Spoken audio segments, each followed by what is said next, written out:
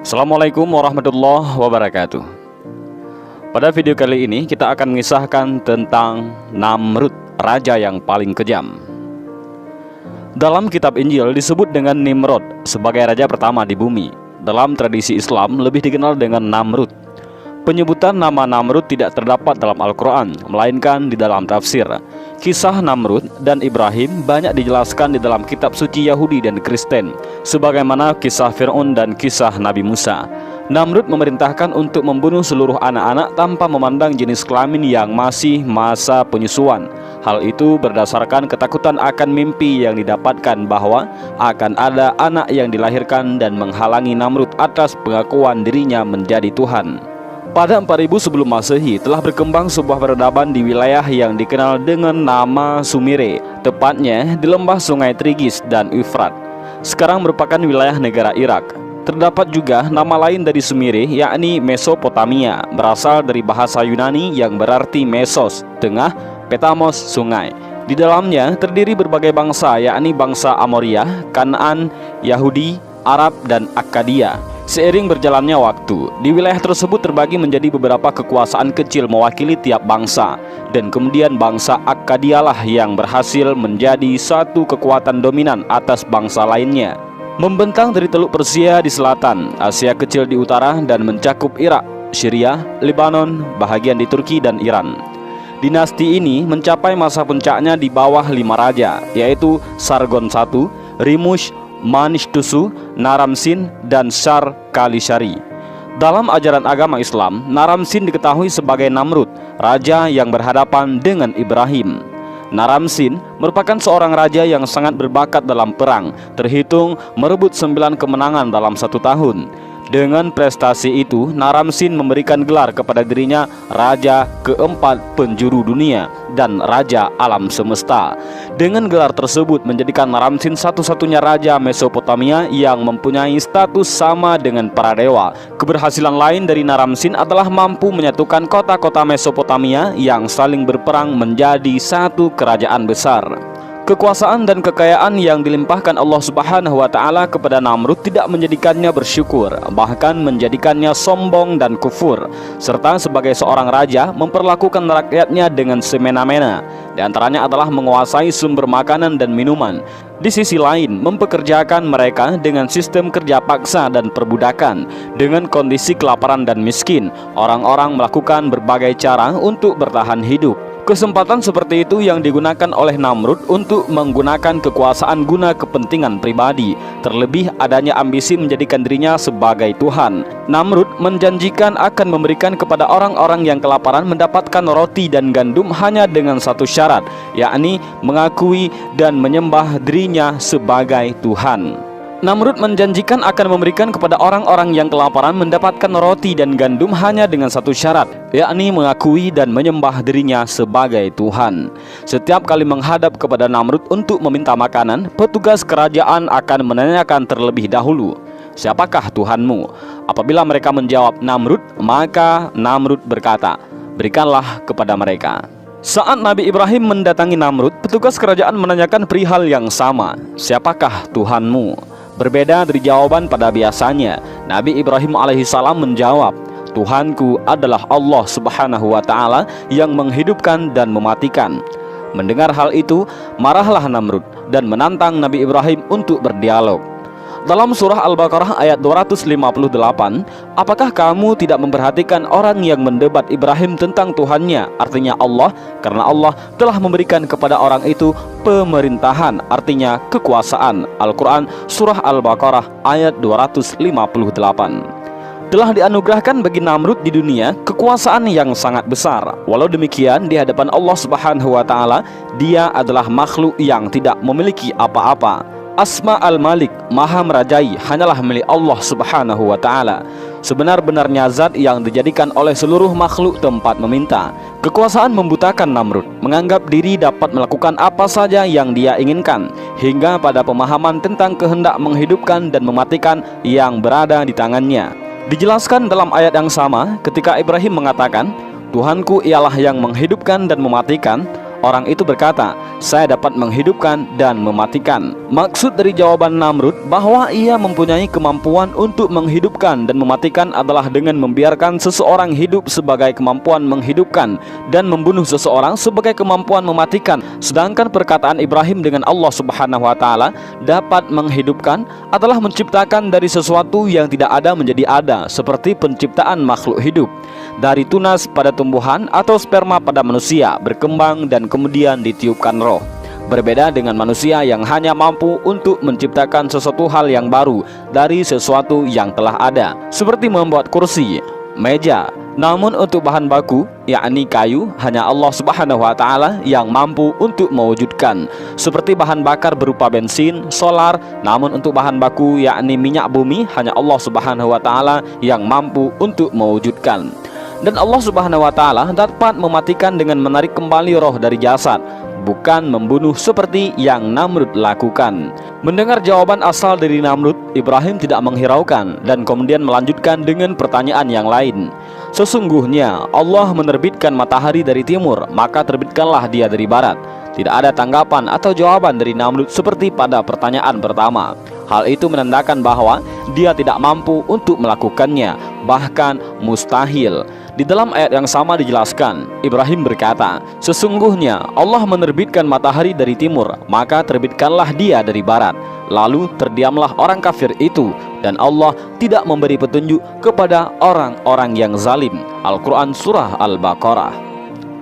Untuk membuat Namrud serta masyarakat menyembah hanya kepada Allah Subhanahu wa taala semata dan menyadari kesalahan mereka sebelumnya saat menyembah berhala, maka Ibrahim alaihissalam membuktikan dengan menghancurkan seluruh patung-patung di pusat peribadatan dan meninggalkan satu patung yang terbesar.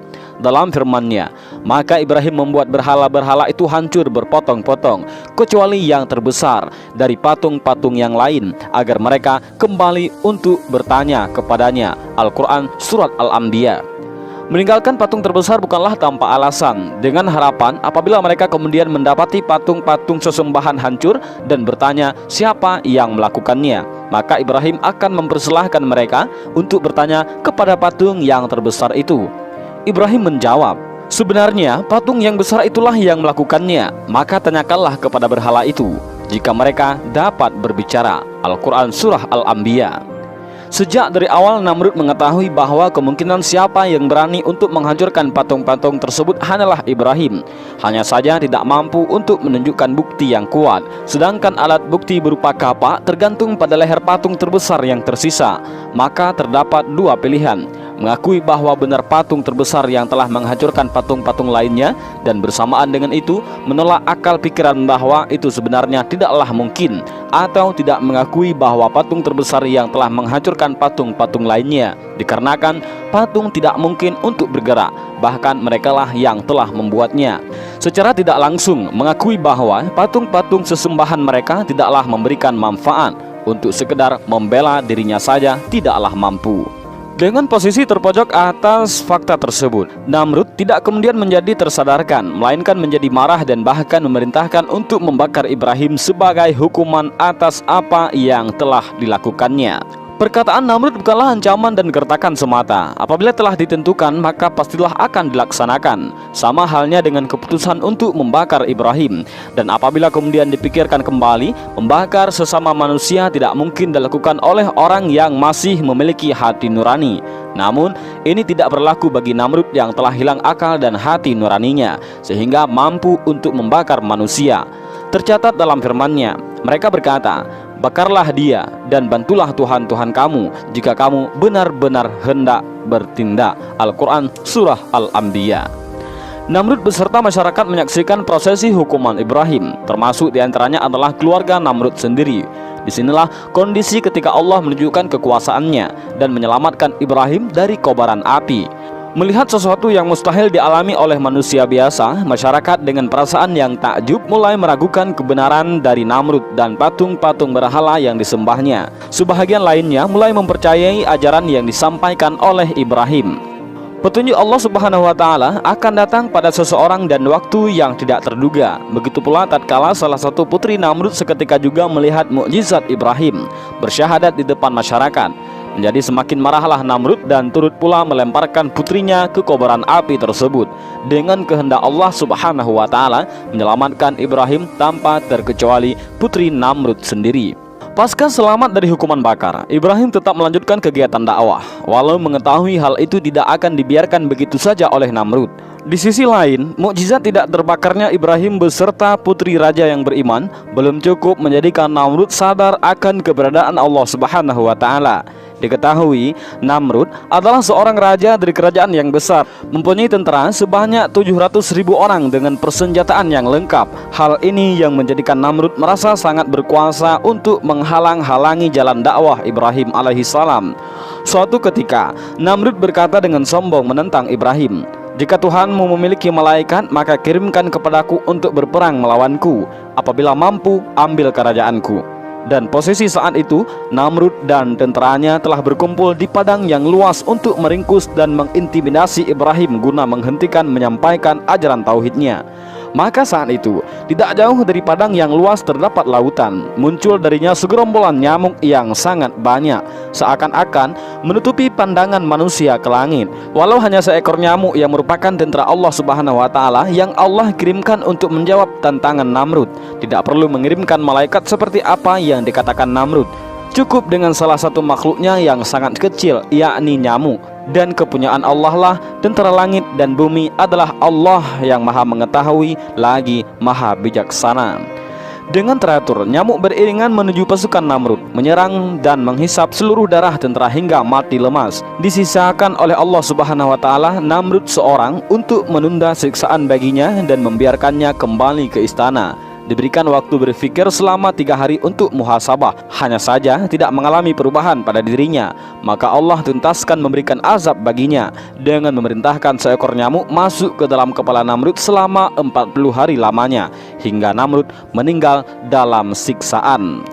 Namrud telah terjebak pada sifat mutakabbirun, yaitu orang-orang yang sombong. Menjadikan dirinya merasa lebih tinggi dari yang lain. Banyak hal yang menyebabkan munculnya sifat sombong. Yang pertama karena ilmu, karena amal, karena garis keturunan, karena ketampanan dan kecantikan, karena harta kekayaan, karena kekuasaan, dan karena banyaknya pengikut. Kesombongan Namrud disebabkan dari kekayaan dan kekuasaan yang dimilikinya, menjadikannya berbuat sewenang-wenang terhadap rakyatnya, atau disebut dengan sifat jabbarun. Di antaranya adalah melakukan monopoli sumber makanan dan minuman oleh kerajaan. Mengingat kemiskinan melanda merata pada sebahagian besar penduduknya, maka dimanfaatkan kondisi tersebut dengan memperkerjakan mereka sebagai budak, dan sebagai bayarannya akan diberikan makanan dan minuman. Hal tersebut seharusnya tidak perlu terjadi, mengingat tugas pemimpin adalah menjamin kesejahteraan rakyatnya, terutama kebutuhan pokok berupa sandang, pangan, dan papan. Berbeda apabila menyediakan pekerjaan untuk mendapatkan bayaran yang diperuntukkan kepada hal-hal yang sekunder. Sifat sombong pada diri Namrud sudah sangat melampaui batas. Kelebihan yang dimiliki berupa kekayaan dan kekuasaan membuat Namrud berpikir bahwa dirinya setara dengan Tuhan yang dapat berkehendak untuk mematikan dan menghidupkan. Pada nyatanya, kemampuan untuk mematikan dan menghidupkan adalah sebatas kemampuan memberikan perintah kepada tentaranya untuk membunuh seseorang ataupun membebaskannya. Dan inilah sedikit kisah tentang Namrud, raja yang paling berkuasa dan paling zalim di dunia ini. Mudah-mudahan dengan kisah singkat ini kita mendapat pelajaran yang berharga. Wallahu a'lam bishawab. Assalamualaikum warahmatullahi wabarakatuh.